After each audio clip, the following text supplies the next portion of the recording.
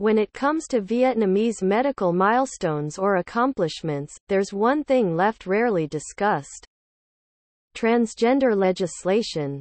A law aiming to recognize transgender people given certain medical procedures and certificates has been in the drafting for years, and is expected to be reviewed by legislators in 2019.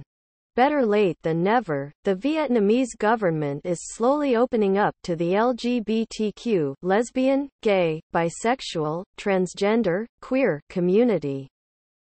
And that also reflects the changes, sometimes reluctant, in public attitudes. When I started out in journalism many years ago, my job was to report international news to Vietnamese readers. I came across many stories about the LGBTQ community, but those stories were usually the first to be rejected by my boss, for a simple reason. Our tradition and culture do not accept this yet.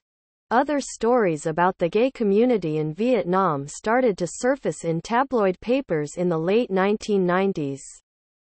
And they quickly became a phenomenon. One headline really stood out. The Sick Wedding. It was about a couple in southern Vietnam and included a photo of a smiling bride pressing her head against her bride. Sick was how the media described the LGBTQ community 10 or 20 years ago. They were either disdained or ignored and treated as non-existent. So to me, it's been commendable for major movie and television productions to be brave enough to build main transgender characters, as they have done in recent years. And the good news is it has not been met with public opposition. Local audiences have become familiar with Ms. Do, a Mandarin who worked for the Jade Emperor in an annual Lunar New Year TV special aired on Vietnam television. The show tries to depict the character as transgender, having her played by a male actor who wears a lot of makeup and brightly colored costumes. The Vietnamese movie, Fool for Love 2009, won so much love for its transgender sidekick character Hoi that the production team decided to make a spin-off focusing on her. The rom-com, Let Hoi Decide 2014, has raked in millions of dollars and is one of the most successful movies in Vietnamese history. Viewers have accepted Ms. Do and Sister Hoi with an openness and friendliness that could not be found a couple decades ago.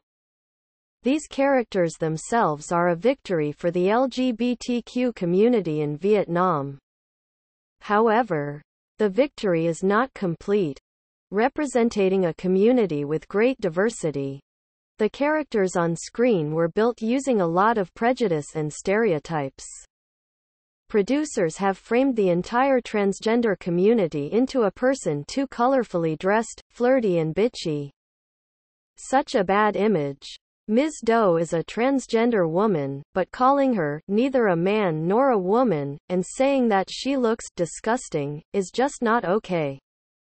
The show this year, aired on February 15, received a complaint from the Social Studies Institute IC which said it had gone too far. The letter was reported by Vietnamese newspapers and has received a positive public response, with people saying they felt embarrassed watching the show. The producers may argue that their work was for mere entertainment purposes, but at a time when the public is becoming more tolerant, and the government is weighing a legal decision that could change the lives of so many transgender people, the media should realize it has a bigger role to play. Tran Hong Thuy is a journalist working in Vietnam. The opinions expressed are her own. Editor's note. The article was translated from the original in Vietnamese. The part in square brackets was added by VNexpress International for greater clarity. The video is sponsored by cntronic.com.